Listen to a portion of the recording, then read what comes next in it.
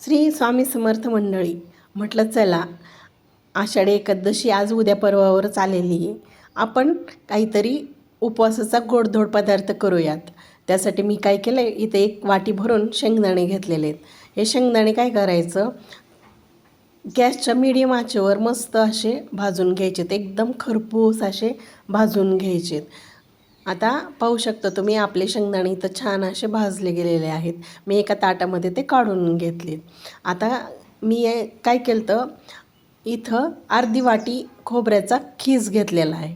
हा खीस पण काय करायचा, छान असा आंबळ भाजून घ्यायचा आहे. आणि आता तोपर्यंत काय झालं, आपले इथे शेंगदाणे थंड झालेले आहेत. शेंगदाणे थंड झाल्याच्या नंतरच ते काय करायचं, त्याचं टरफल काढून घ्यायचे.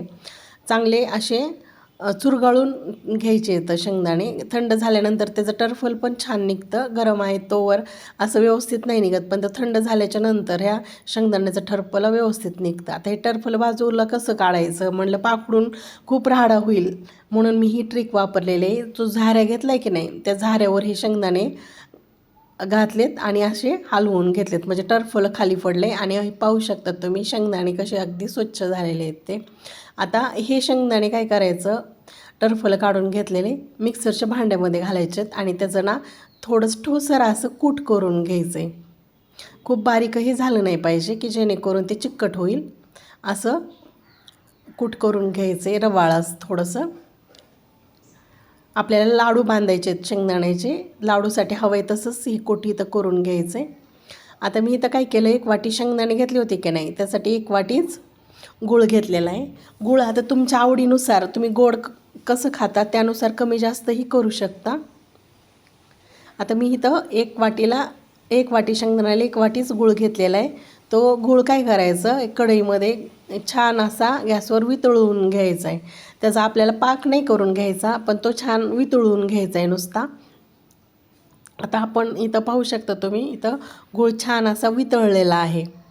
आता आपण काय केलं, त्याच्यामध्ये गॅस बंद केला आहे मी आणि त्यामध्ये हे शेंगदाण्याचं कूट घालून घेतलं आहे. आता इथं कढई आपण गॅसच्या खाली उतरवून घेतलेली आणि त्यामध्ये जे आपण खीस होतं की नाही खोबऱ्याचा भाजून घेतलेला तो घातलेला आहे. त्याला चुरगळून घेतलेला नाही, काय नाही, कारण ना खीस असं दाताखाली आलं की नाही खोबऱ्याचा खूप छान लागतो, म्हणून मी आहे तसंच खोबऱ्याचं खीस तसंच ठेवलेलं आहे.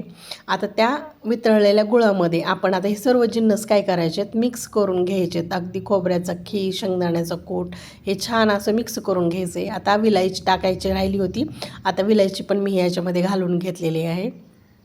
मी ही खलबत्त्यामध्ये विलायची बारीक कुटून घेतली होती, ती घातली आहे. आणि आता विलायची छान मिक्स करून घेऊयात. आता एकदम छान असा गुळाचं आपण जे वितळून घेतलं होतं की नाही, गोळ शेंगदाण्याचं कोट हे सर्व काय झालं, आता इथं एकजीव झालेलं आहे.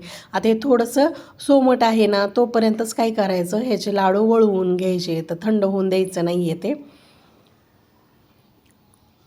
कोमट असतानाच ह्याचे लाडू छान असे बांधले जातात. आता पाहू शकता तुम्ही, आपला इथं पहिला लाडू इथं तयार आहे करून. किती छान असं वळला गेलं आहे पहा. आणि हे प्रमाणही खूप छान आणि अचूक असतं. तर ह्या एकादशीला असेच शेंगदाणे आणि खोबऱ्याचे लाडू तुम्ही करून पहा आणि कसे झालेत हे मला कमेंटमध्ये सांगा. आणि शिवाय आपल्या चॅनलला नक्की सबस्क्राईब करा.